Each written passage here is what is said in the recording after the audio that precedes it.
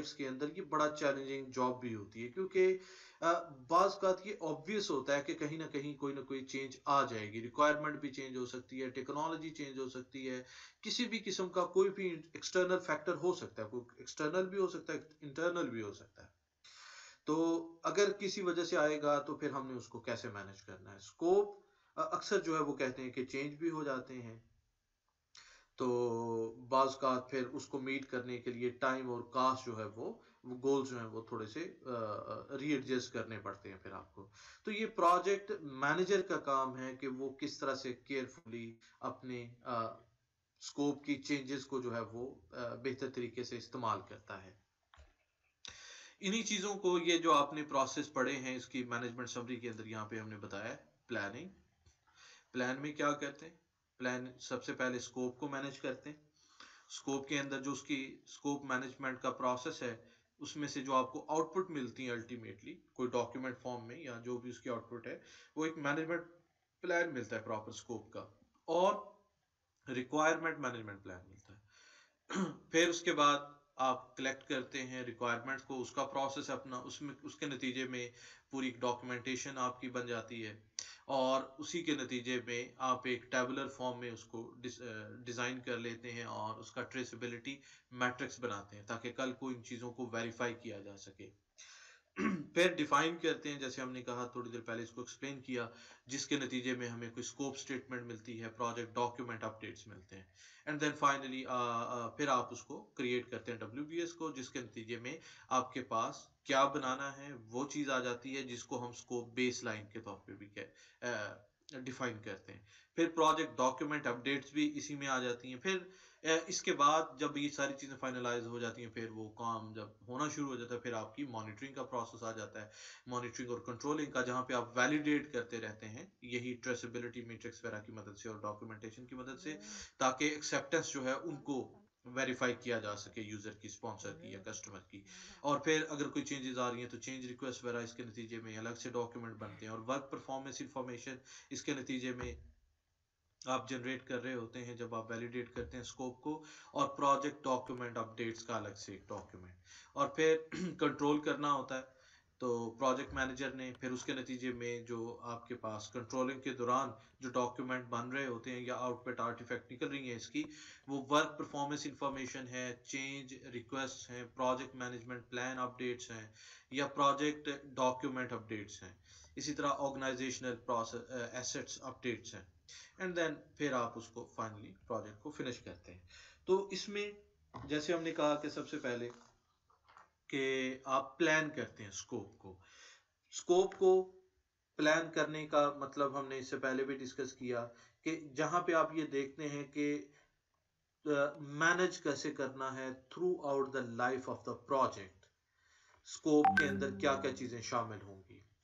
जब आप एक दफ़ा रिव्यू कर लेते हैं प्रोजेक्ट मैनेजमेंट प्लान को, प्रोजेक्ट चार्टर को, एंटरप्राइज इन्वायरमेंटल फैक्टर्स को, और ऑर्गेनाइजेशनल एसेट्स को, और प्रोजेक्ट टीम को, तो उसके अंदर फिर कहते हैं कि जो दो इम्पॉर्टेंट आउटपुट्स निकलती हैं उसमें से वो प्रोजेक्ट मैनेजमेंट प्लान होता है और रिक्वायरमेंट मैनेजमेंट प्लान होता है। दो चीज़ें इसके नतीजे में हमारे पास आती हैं, प्रोजेक्ट मैनेजमेंट प्लान और स्कोप मैनेजमेंट प्लान और requirement management plan. Scope management plan जो है वो सबसे डायरी है प्रोजेक्ट मैनेजमेंट प्लान की अपनी ही। स्कोप मैनेजमेंट प्लान के अंदर जो चीज़ें मेजरली शामिल होती हैं उसमें ये होता है कि आपने कैसे ओवरऑल जो प्रिपेयर करना है प्रोजेक्ट के स्कोप की स्टेटमेंट को।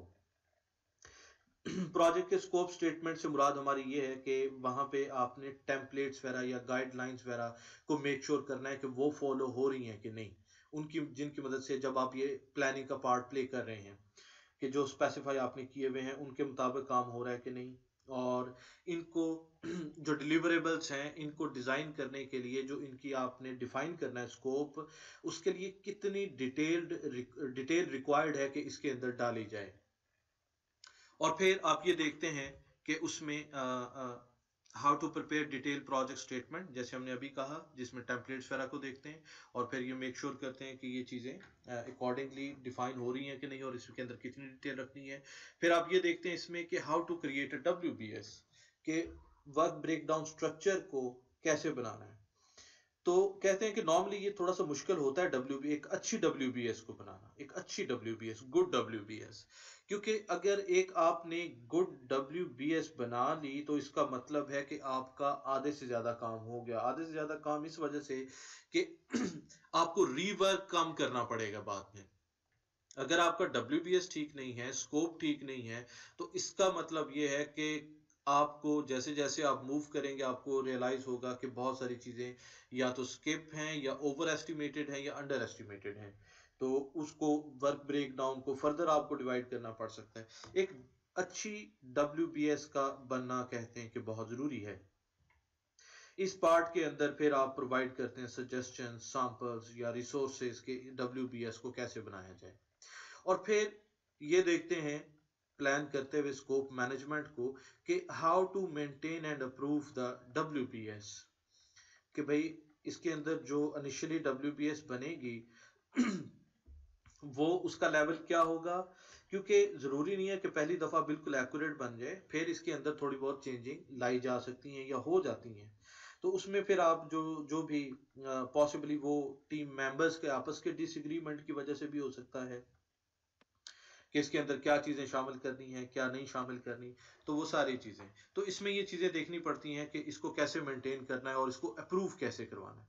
तो ये फिर जो स्टेक होल्डर्स हैं वो मिलके स्कोप मैनेजमेंट प्लान को जब डिस्क्राइब कर रहे होते हैं, तो इसके लिए प्रॉपर कोई गाइडलाइंस वगैरह जो है वो स्पेसिफाई की जाती हैं ताकि जो डब्ल्यूबीएस है उसको मेंटेन किया जा सके, उसके लिए इन टाइम अप्रूवल ली जा सके। तो ये पार्ट आ जाता है इसमें। फिर आप ये देखते हैं कि स्कोप को प्लान करने के लिए how to obtain formal acceptance of the completed project deliverables.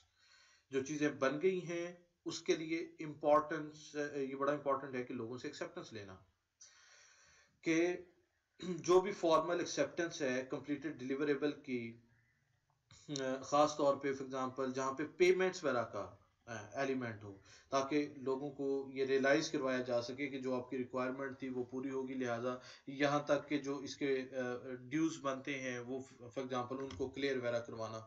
तो उसके लिए ये बड़ा ज़रूरी होता है कि चीज़ों को कैसे जो है वो फॉर्मली उसकी एक्सेप्टेंस को मेक श्योर किया जा सके। फिर आप ये देखते हैं कि how to control request for changes to the project scope planning के अंदर। फिर आप अगर कोई चेंजेस आती हैं तो उन स्कोप प्रोजेक्ट के स्कोप के अंदर चेंजेस को कैसे कंट्रोल करना है।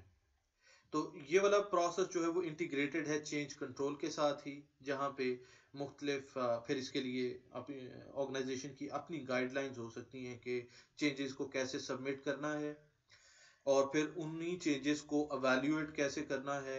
एवेल्युएशन के बाद अगर वो एक्सेप्टेबल हैं या वो इस काबिल हैं कि उनको एंटरटेन किया जाए, फिर उनको अप्रूव कैसे करना है उन चेंजेस को, ताकि स्कोप को जो है वो एक उसमें एक्सेप्टेबल फॉर्म के अंदर रखा जा सके। तो जिसमें आप फिर ये हैंडल करते हैं चेंज रिक्वेस्ट को प्रोजेक्ट के अंदर। तो ओवरऑल जो है वो स्कोप मैनेजमेंट के अंदर आप इन चीज़ों को देखते हैं स्कोप को डिफाइन करते हुए कि इसको डिटेल स्कोप की स्टेटमेंट क्या होगी, डब्ल्यूबीएस कैसे बनाना है, मेंटेन कैसे करना है, अप्रूव कैसे करवाना है उसको और फॉर्मल एक्सेप्टेंस कैसे करवानी है और फिर इसके अंदर कंट्रोल कैसे करना है। इसके साथ साथ आप स्कोप मैनेजमेंट प्लान बनाते हैं। जैसे हमने पहले भी कहा कि ये इसकी सबसे डायरी होती है कि आपने प्रोजेक्ट मैनेजमेंट को इसको जो है वो अप्रूव करवाना होता है।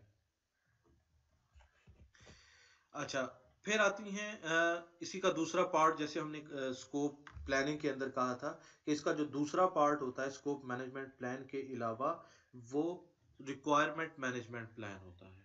रिक्वायरमेंट जो मैनेजमेंट प्लान है इसको आपकी ये जो पीएम बॉक है इस तरह से डिफाइन करती है कि रिक्वायरमेंट जो है वो बेसिकली ऐसी कंडीशंस या कैपेबिलिटीज होती हैं that must be met by the project और present in the product, service और रिजल्ट, जो भी चीज हम बना रहे हैं कि अल्टीमेटली वो सेटिस्फाई करे, टू सेटिस्फाई एन एग्रीमेंट और अदर फॉर्मली इम्पोज्ड स्पेसिफिकेशंस। किसकी तरफ से? जो बंदा बनवा रहा है उनकी जो जो रिक्वायरमेंट्स हैं, जो जो इम्पोज्ड स्पेसिफिकेशन है, फॉर्मल इम्पोज्ड स्पेसिफिकेशंस हैं, उनको, उन कंडीशंस को, उन कैपेबिलिटीज को फुलफिल करना, उनको सेटिस्फाई करना, वो in the form of product, service या कोई भी इनके नतीजे में जो भी चीज़ बन रही है उसकी सूरत में। तो सबसे पहले तो ये डिस्क्रिप्शन है कि बेसिकली रिक्वायरमेंट्स होती क्या है। तो रिक्वायरमेंट कुछ इस तरह की चीज़ होती है जो लोग फॉर्मली इम्पोज करते हैं और आपको उसको मेट करना होता है। वो क्या होती हैं, वो कोई उसमें कोई क्वांटिफाइड डॉक्यूमेंट भी हो सकता है, कोई उसकी डॉक्यूमेंटेड नीड्स हो सकती हैं, वो कोई एक्सपेक्टेशंस हो सकती हैं स्पॉन्सर की, कस्टमर की या किसी भी स्टेक होल्डर की। तो जिनको क्या करना होता है, हमने फिर एक्सक्लूसिवली उन रिक्वायरमेंट मैनेजमेंट प्लान की सूरत में हमने प्रॉपरली उसको एलिसिट करते हैं, उनको कलेक्ट करते हैं, एनालाइज करते हैं, रिकॉर्ड करते हैं और इतनी इनफ डिटेल उसकी रिकॉर्ड करने की कोशिश करते हैं या डॉक्यूमेंट करने की कोशिश करते हैं ताकि जो हमारा स्कोप का बेसलाइन है उसको डिफाइन किया जा सके और प्रोग्रेस वगैरह को मेजर किया जा सके जब भी प्रोजेक्ट एग्जीक्यूट हो रहा है। तो इसी तरह से बहुत सारे आईटी प्रोजेक्ट के अंदर, या आप लोगों ने पहले भी पढ़ा है सॉफ्टवेयर इंजीनियरिंग के अंदर, कि जब भी रिक्वायरमेंट वगैरह को कलेक्ट किया जाता है तो उनको आप एक सर्टन प्रोसीजर के थ्रू करते हैं कि आप लिस्ट साइट करते हैं चीज़ों को, एनालिसिस फिर उनका करते हैं, फिर उनको स्पेसिफाई करते हैं जो कि वाकई आपने रखनी है और जो ज़रूरी है, और फिर अल्टीमेटली आप उनको वैलिडेट भी कर रहे होते हैं। तो ये एक कहते हैं कि आइटरेटिव किस्म की अप्रोच होती है जहाँ पे आप स्टेप बाय स्टेप चीज़ों को डिफाइन करते चले जाते हैं ताकि चीज़ें जो है वो क्लियर हो जाएं। जो रिक्वायरमेंट मैनेजमेंट प्लान है इसमें हम रिक्वायरमेंट्स को, प्रोजेक्ट की रिक्वायरमेंट को एनालाइज, डॉक्यूमेंट और मैनेज कर रहे होते हैं।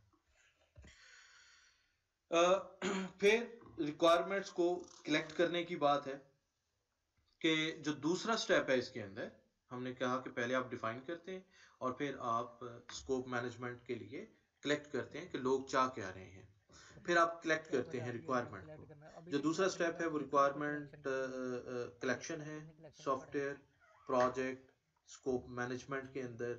तो ये काफ़ी मुश्किल काम होता है कलेक्ट करना रिक्वायरमेंट को।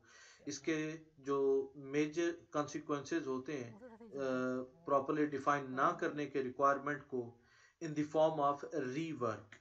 आपको फिर अगर प्रॉपरली रिक्वायरमेंट आपने नहीं समझी या वो दे नहीं पाए या कुछ भी इस तरह का केस होता है तो आपको रीवर्क करना पड़ता है फिर, क्योंकि चीज़ उनकी एक्सपेक्टेशन के मुताबिक नहीं बनती, अप्रूवल नहीं होती, तो फिर ये अच्छा खासा नुकसान है जो कि बहुत सारा टाइम, प्रोजेक्ट का उसके रिसोर्सेज और कास्ट वगैरह जो है वो ये खा जाती है, ये वाला प्रोसेस जो है अगर आप प्रॉपरली कलेक्ट नहीं करते, खासतौर पे सॉफ्टवेयर डेवलपमेंट वगैरह के अंदर।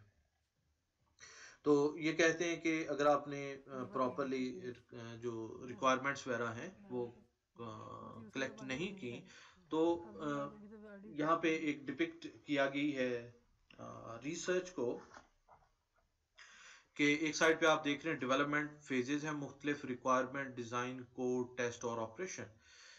तो दूसरी साइड के ऊपर रिलेटिव कास्ट है कि अगर कोई डिफेक्ट आ जाता है फ्यूचर में और उसको ठीक करना पड़ जाए तो कहते हैं कि अगर तो आपने उसको आइडेंटिफाई कर लिया रिक्वायरमेंट के फेज के अंदर ही तो वो तकरीबन ना होने के बराबर नुकसान है, जो सबसे नीचे पार्ट आप देख रहे हैं।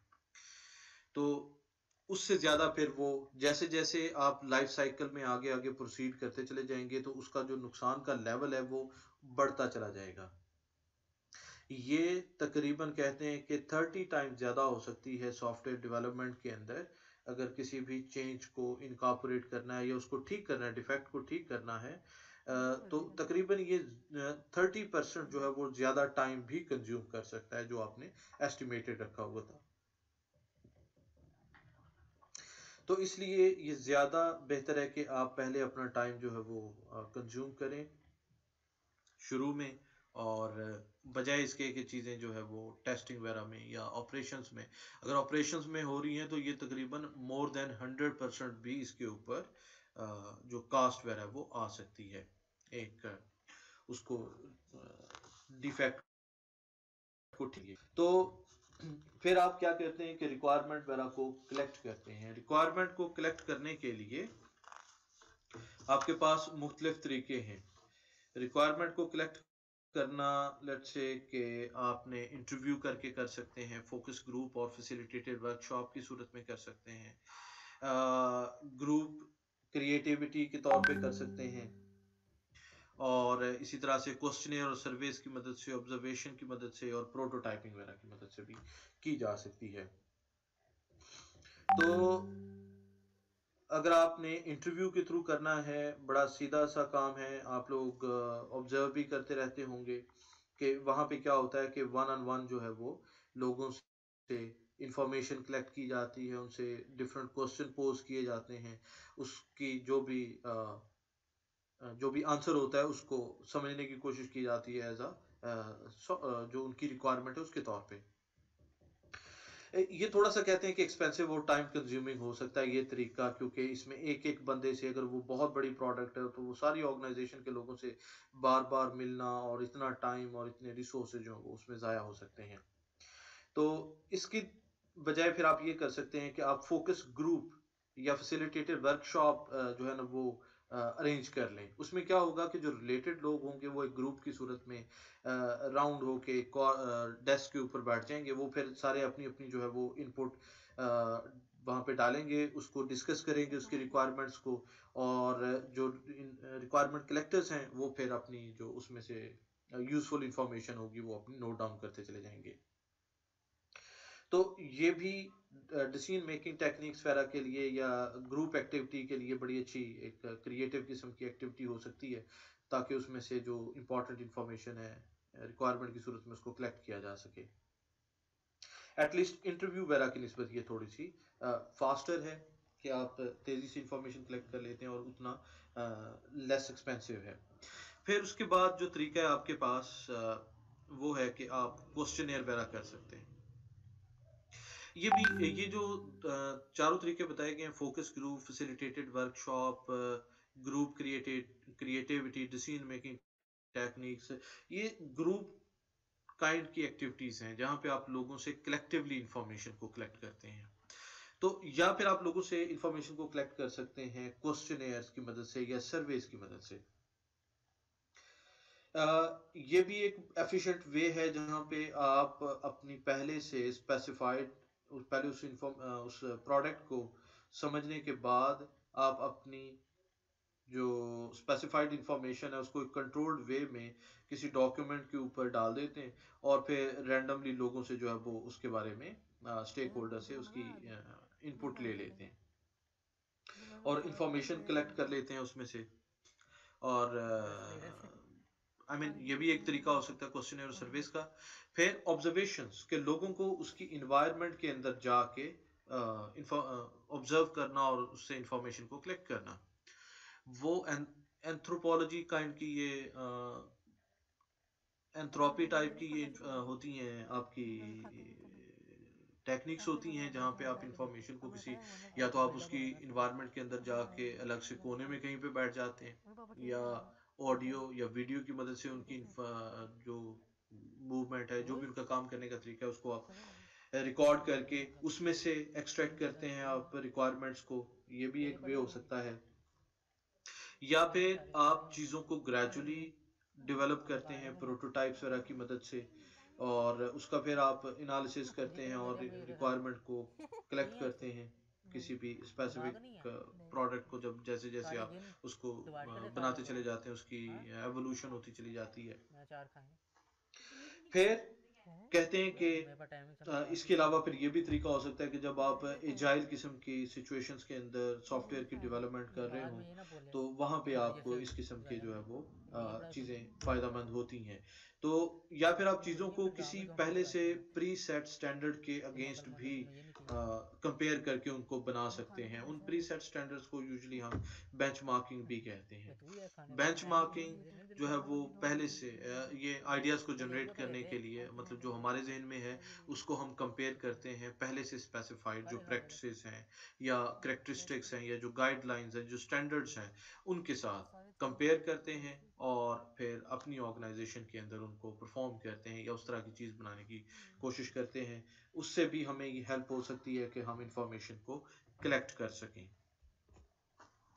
जैसे ये स्टैटिस्टिक्स कुछ बताई गई हैं एक सर्वे की मदद से, कहते हैं कि 2011 के अंदर एक स्टडी ने रिवील किए बड़े इंटरेस्टिंग किस्म के जो यहाँ पे स्टैट्स हैं उनको। तो कहते हैं कि यहाँ पे देखने में आया है कि 88% of the software project involved enhancing existing product instead of creating new ones।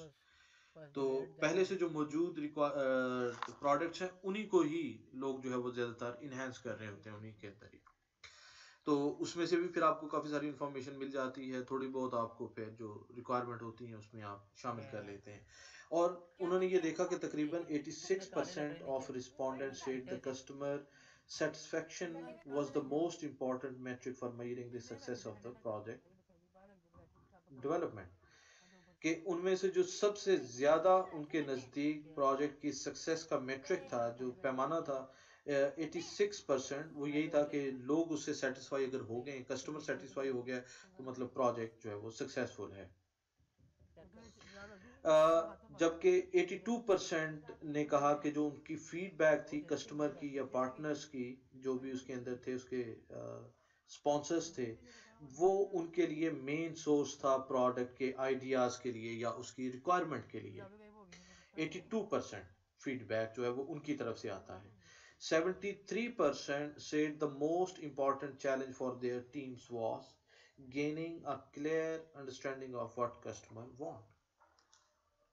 इसके अलावा 75% of respondent were managing project with at least 100 requirements.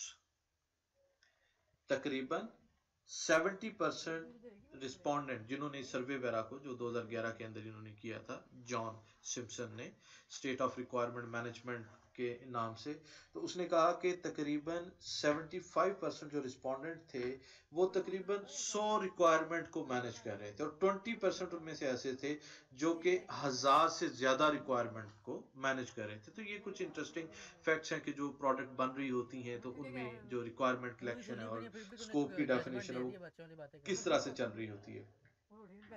फिर वो कहता है कि तकरीबन 83% of software development teams still use Microsoft Office applications such as Word and Excel as their main tool to communicate requirements। तो आज भी लोग जो है वो इस किस्म के बेसिक किस्म के सॉफ्टवेयर को यूज करते हैं रिक्वायरमेंट्स वगैरह को कलेक्ट करने के लिए और उनको मैनेज करने के लिए। तो व्हाट वेंट राइट की यहाँ पे एक आपको ग्लिम्प दी गई है कि Genesis telecommunication laboratories uses accept software, a product planning and innovation management application and winner of the Excellence in Product Management Award from 2006 to 2008। कि एक जेनेसिस टेलीकम्युनिकेशन लेबोरेटरीज ने एक्सेप्ट के नाम से सॉफ्टवेयर यूज किया था जो कि प्रोडक्ट की प्लानिंग को और इनोवेशन मैनेजमेंट को यूज मैनेज करने के लिए इस्तेमाल होता था। तो कहते हैं कि एक्सेप्ट ने उसकी उस स्टैंडर्ड टूल की मदद से उन्होंने instill a consistent repeatable and predictable process for new product definition and development, कि उसको उन्होंने उस सॉफ्टवेयर की उनको बहुत ज़्यादा हेल्प मिली उससे। They can define what information comprises a requirement and enforce discipline around the process। तो जिसका फायदा उन्हें ये हुआ कि एक तो ये कि उनकी रिक्वायरमेंट बड़ी क्लियरली मैनेज हो रही थी, वो वैलिडेट भी कर सकते थे, वो क्रॉस चेक भी कर सकते थे, उनके एक्सेप्टेंस लेना भी आसान था, वो उसकी ट्रैकिंग बड़े आसानी से कर सकते थे। तो ये सारे काम वो बड़ी आसानी से कर सकते थे जब उन्होंने एक रिक्वायरमेंट मैनेजमेंट सॉफ्टवेयर को यूज किया। तो जेनेसिस का वो यहाँ पे एग्जांपल दी गई है। इसके अलावा जैसे हम ये बात कर रहे हैं कि भाई आपने रिक्वायरमेंट को कलेक्ट करना है, रिक्वायरमेंट को कलेक्ट करने प्रिपेयर करने के लिए जो डॉक्यूमेंट आपके पास आते हैं उनमें से एक रिक्वायरमेंट ट्रेसेबिलिटी मैट्रिक्स भी है।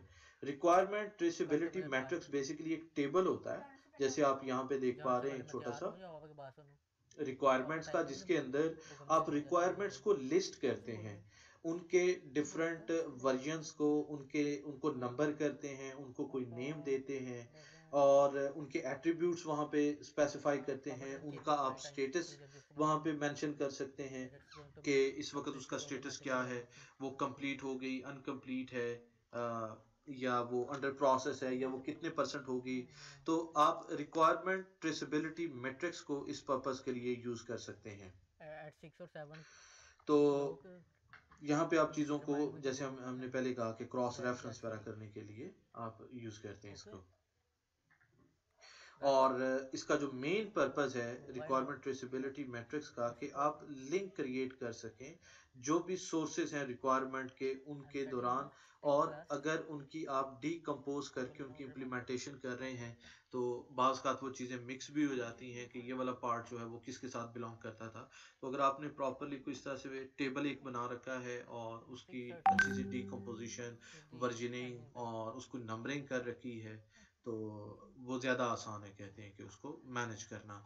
जैसे आप यहाँ पे देख रहे हैं रिक्वायरमेंट का नंबर लिखा हुआ है, R requirement 32, name, laptop memory, category क्या है, वो हार्डवेयर में है।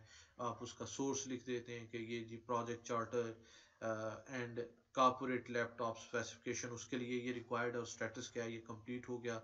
Laptops ordered meet requirement by having 4 GB of memory, ये एक ओपनिंग पैराग्राफ है इस चैप्टर के शुरू में, उसको रीड कीजिएगा। तो उसके अंदर एक प्रोजेक्ट मैनेजर को ये काम करने टास्क मिला है कि उसने अपने इंफ्रास्ट्रक्चर को अपग्रेड करना है। तो उसके लिए वो चीज़ें अपनी फिर अपना स्कोप डिफाइन करेगा, रिक्वायरमेंट कलेक्ट करेगा कि भाई मुझे किस किस्म की रिक्वायरमेंट चाहिए, कितने लैपटॉप चाहिए, कितने कंप्यूटर चाहिए, नेटवर्क कितना चाहिए, सर्वर्स अगर कोई रिक्वायर्ड हैं तो उनकी स्पेसिफिकेशन हर एक की क्या होनी चाहिए, एटसेट्रा। तो इस तरह के किसी भी काम के लिए, वो चाहे हार्डवेयर बेस्ड हो, सॉफ्टवेयर बेस्ड हो, उसके लिए आप रिक्वायरमेंट ट्रेसेबिलिटी मैट्रिक्स बनाते हैं। एंड देन आप डिफाइन करते हैं अपने स्कोप को। इस स्टेप के अंदर जहां पे आपने स्कोप को डिफाइन करना है, एक डिटेल्ड डेफिनेशन देते हैं जो भी वर्क रिक्वायर्ड है उस प्रोजेक्ट के लिए उसको। तो ये बेसिकली जो हमें डेफिनेशन है स्कोप की, ये हेल्प don't be करती है shy कि हम इम्प्रूव try not कर to do it सकें don't be shy एक्यूरेसी को। सारे एस्पेक्ट में, जो 3 बेसिक एस्पेक्ट हैं, टाइम, कास्ट और रिसोर्स एस्टिमेशन के लिए। और फिर ये हमें मदद देता है कि हम yeah डिफाइन कर सकें कि they base don't care lines about को, you can जो make भी that performance person measurement mad के लिए या प्रोजेक्ट की कंट्रोलिंग के लिए हमें रिक्वायर्ड है, कि उसके लिए हम बेस लाइन यहाँ पे डिफाइन कर सकते हैं। बेस लाइन से मुराद वही जो छोटे छोटे मॉड्यूल देन आपने, ये कि जो भाई दूसरा बंदा ये जैसे वाला मिलता है पार्ट जो ना है वो लेट्स से उसमें लॉग इन किसी वाला ना किसी पार्ट मैटर फलां पे को आके दिया था, उसके ऊपर केस इतने दिन मतलब लगने थे, वगैरह इतने बंदे उसके हंसना ही ऊपर, हंसना है हमने लॉग आउट वाला बट पार्ट फलां को दिया सिचुएशन ही था। ऐसी बना देता है बंदा और पागल डेटाबेस का जो उसको उदास मॉड्यूल होके है वो बंदा किसको हंसाता है दिया था। तो वो उसके लिए सेम आई मीन मुस्कुरा ये रहे होते बेस हैं लाइंस आप बना लेते हैं और फिर उसकी बेस के ऊपर आप परफॉर्मेंस मेजर कर सकते हैं सिचुएशन लोगों ऐसी की बना और देता है प्रोजेक्ट की कंट्रोलिंग कर सकते हैं। और यही वाला जो ठीक है जो समझा डेफिनेशन। बस सिलीनेस कह सकते हैं वो कहती है भतीजे है ना वो फूफा के बीवी है ना भाई के बेटे हाँ मैं क्या क्या पागल है ना यस मेरी मैं का पागल है मैं तो कह रहा हूँ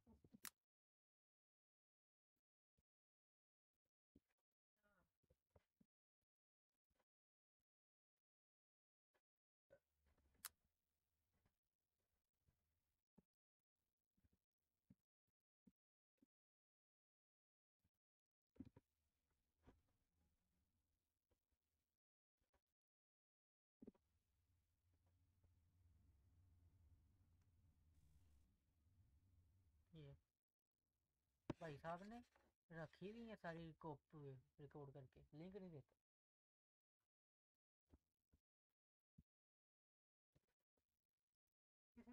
टीचर ने ये ऑडियो दिखा रहा है मैं हम लिंक मांगे नहीं टाइम नहीं है नहीं मैं इधर बिजी हूँ नहीं मैं उधर बिजी हूँ लिंक देने में क्या जाता है 5-10 मिनट लगेंगे लिंक शेयर करने में और यही वाला जो जो डेफिनेशन है इसकी स्कोप की, ये हमें इसके अलावा भी मदद करती है कि हम अपने जितना भी रिस्पॉन्सिबिलिटीज हैं उनको लेके ये चैट रिकॉर्ड हो रही है प्रॉपर कम्युनिकेट कर सकें अपनी टीम्स के साथ भी। तो अपनी टीम्स के साथ कम्युनिकेट कर सकें एक अच्छे वे में, तो उसके लिए स्कोप डेफिनेशन बड़ी ज़रूरी है। इसके लिए जो मेजर इनपुट रिक्वायर्ड होती हैं स्कोप को, स्कोप स्टेटमेंट को बनाने के लिए उसमें प्रोजेक्ट चार्टर पहले नंबर पे और प्रोजेक्ट मैनेजमेंट प्लान और रिक्वायरमेंट डॉक्यूमेंट्स, तो इन चीज़ों को आप इसमें शामिल करते हैं, जिसकी बेस के ऊपर ये जो आपकी पॉलिसीज जो प्रोसीजर्स हैं स्कोप स्टेटमेंट से रिलेटेड, उनकी मदद से मिलके आप प्रोजेक्ट की स्कोप स्टेटमेंट बनाते हैं। जो प्रोजेक्ट स्कोप स्टेटमेंट है इसके अंदर आप प्रोडक्ट का स्कोप डिस्क्रिप्शन स्पेसिफाई करते हैं। इसके अंदर product scope description, product user acceptance criteria, detailed information उसके अंदर आप डालते हैं उसकी, और इसके जितने भी डिलीवरेबल्स होने हैं वो इंफॉर्मेशन आप इसके अंदर इंक्लूड करते हैं के अंदर। इसके अलावा ये हमें प्रोजेक्ट की लाइक बाउंड्रीज, कंस्ट्रेंट्स और एजम्पशंस अगर कोई है तो उन चीज़ों को डिफाइन करने के लिए प्रोजेक्ट स्कोप स्टेटमेंट हमें जो है वो हेल्प करती है। स्टेटमेंट को इसके अलावा भी आप यूज़ करते हैं फॉर एग्जांपल रेफरेंस करने के लिए कि जो भी सपोर्टिंग डॉक्यूमेंट इसके साथ हैं, जैसे प्रोडक्ट की स्पेसिफिकेशन है, या इसके अलावा जो भी परचेज करने के लिए या क्रिएट करने के लिए किसी पर्टिकुलर प्रोडक्ट के मॉड्यूल को या पॉलिसीज को अगर आपने उसके रिलेटेड कोई बनानी है तो उनको कैसे बनाना है, उनकी सर्विसेज को कैसे डिज़ाइन करना है, तो उसको भी डिफाइन करने के लिए ये हमें मदद देती है। तो जैसे जैसे कहते हैं कि टाइम प्रोग्रेस करता चला जाता है, the scope of project should become more clear and specific. तो विद पैसेज ऑफ टाइम जो है वो चीज़ें क्लियर होती चली जाती हैं। इसमें जो सबसे इंपॉर्टेंट एस्पेक्ट है वो है आपका charter, project charter. Project charter जो है बेसिकली वो कुछ इस तरह से आपको दिखता है। आप उसके अंदर पहले उसका टाइटल डालते हैं कि फॉर एग्जांपल जैसे ओपनिंग पैराग्राफ के अंदर जो है वो हमें बताया गया कि इंफॉर्मेशन टेक्नोलॉजी अपग्रेड प्रोजेक्ट है ये, जिसके अंदर इंफ्रास्ट्रक्चर को अपग्रेड करना है, जहाँ पे आप ये बताएंगे प्रोजेक्ट का स्टार्ट कब हो रहा है, फिनिश उसने एक्सपेक्टेडली कब होना है। ये टेंटेटिव डेट्स होंगी इसमें, यहाँ पे एक्यूरेट नहीं होंगी, ये आगे पीछे हो सकती हैं। इनको हम फ्यूचर में जाकर डिस्कस करेंगे कि इनको किस तरह से मैनेज करते हैं टाइम मैनेजमेंट के अंदर जाके। और इसके जो की शेड्यूल माइलस्टोन्स हैं उनमें इन्वेंट्री अपडेट है जो कि 15 अप्रैल से पहले कंप्लीट करनी है। हार्डवेयर और सॉफ्टवेयर जो आपने एक्वायर करना है इसके लिए अगस्त 1 से पहले करना है, और इसको फिर आपने जो भी इंस्टॉलेशन रिक्वायर्ड है उनको कंप्लीट करना है अक्टूबर 1 से पहले, और फिर इसकी टेस्टिंग वगैरह करनी है नवंबर 15 से पहले। और इसके लिए जो एस्टिमेटेड बजट एलोकेशन है उसकी इंफॉर्मेशन यहाँ पे दी गई है कि जो तकरीबन कुछ 10 billion for hardware and software cost आएगी इसके लिए, और जो लेबर है इसके ऊपर तकरीबन वो 5 लाख के अराउंड डॉलर आएगी। फिर जो मैनेजर हैं इसके किम नोयान हैं और उनकी डिटेल साथ में स्पेसिफाइड है। इस प्रोजेक्ट का ऑब्जेक्टिव क्या है, अपग्रेड करना हार्डवेयर और सॉफ्टवेयर को, सारे एम्प्लॉयज़ के सिस्टम्स वगैरह को, और जो कि तकरीबन अप्रॉक्सीमेटली 2000 बन रहे हैं विद इन 9 मंथ्स। और टाइम बता दिया गया इसका based on new corporate standards जो कि इस वक्त मार्केट में चल रहे हैं, और उसके लिए जो भी नए स्टैंडर्ड है वो एनेक्स कर दिए हैं उन्होंने, अटैच कर दिए हैं शीट की सूरत में, तो उनको देखा जा सकता है। और फिर अल्टीमेटली इसके लिए जो रन करने के लिए इंफ्रास्ट्रक्चर चाहिए उसमें सर्वर भी आ जाते हैं, नेटवर्क हार्डवेयर सॉफ्टवेयर भी उसके साथ आ जाता है। तो प्रोजेक्ट की सक्सेस क्राइटेरिया क्या है, hardware software and network upgrade must meet all written specification, be thoroughly tested and completed in 9 months. Employee work disruption will be minimum. ये इसका सक्सेस क्राइटेरिया।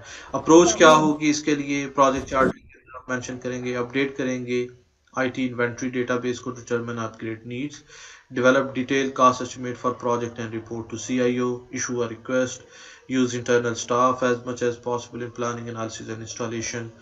तो ये कहते हैं कि आप इस तरह से जो है वो इसको स्पेसिफाई कर सकते हैं अपने प्रोजेक्ट को। स्कोप को कहते हैं कि आप प्रोग्रेसिवली जो है वो मैनेज करते हैं। ये चेंज भी हो सकता है, ज़रूरी नहीं है कि एक ही रहे। जैसे-जैसे आप आगे मूव करते चले जाते हैं या डिस्कशंस होती हैं, तो रिक्वायरमेंट थोड़ी बहुत चेंज भी हो जाती है, पता चलता है नई टेक्नोलॉजी आ गई या ये तो इसके अंदर इसी पैसों के अंदर या बजट के अंदर इससे बेहतर चीज़ भी बाय की जा सकती है जब आपने एस्टिमेट बनाया था। तो इसके मल्टीपल वेरिएंट भी हो सकते हैं। प्रोजेक्ट की स्कोप को आप एक से ज़्यादा वेरिएंट की सूरत में भी डिफाइन कर सकते हैं। तो जैसे यहाँ पे ये स्कोप स्टेटमेंट के अंदर लेबल किया गया उसको वर्जन 1 और 2 के हिसाब से कि लाइक पहले आपका जो वर्जन था कि server, if additional servers are required to support this project, they must be compatible with existing server. If it is more economical to enhance existing servers, a detailed description of enhancements must be submitted to the CIO for approval. See current server specification provided in attachment. The CEO must approve a detailed plan describing the server and their location at least 2 weeks before installation. दूसरा version के अंदर क्या server के हवाले से फिर आगे specify this project will require purchasing 10 new servers to support web networks database application and printing functions. जब वो सारी चीज़ें अप्रूव वगैरह हो गई या उन्होंने उसको डिटेल में देख लिया कि अब हमें क्या रिक्वायरमेंट है, तो वो फिर उन्होंने सेकंड वर्जन भी स्कोप स्टेटमेंट का हो सकता है।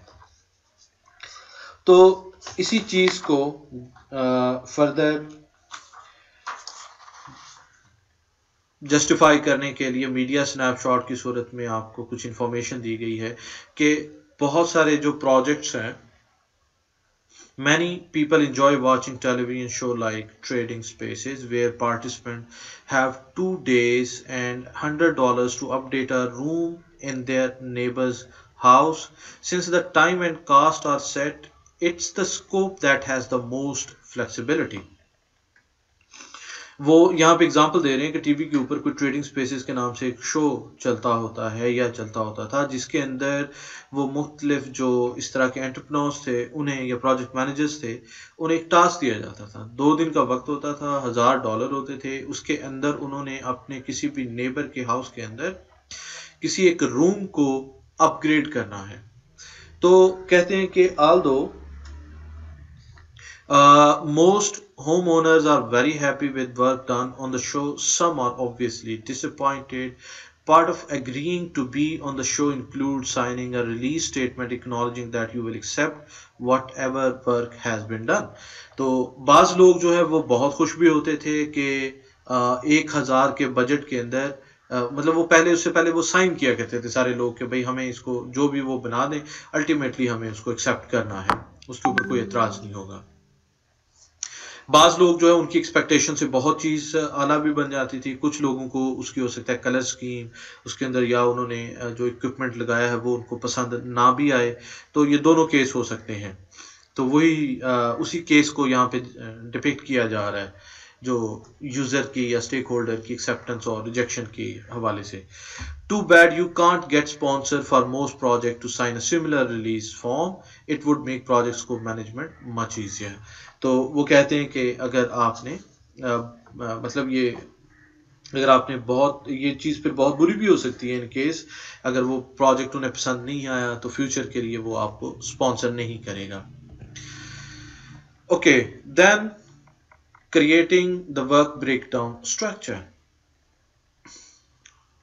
जो वर्क ब्रेकडाउन स्ट्रक्चर है, चलें इसको नेक्स्ट लेक्चर के अंदर हम कवर करेंगे जी।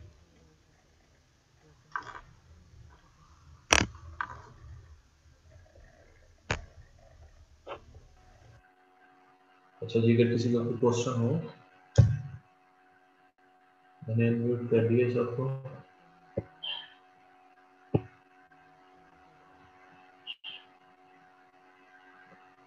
एनीबॉडी?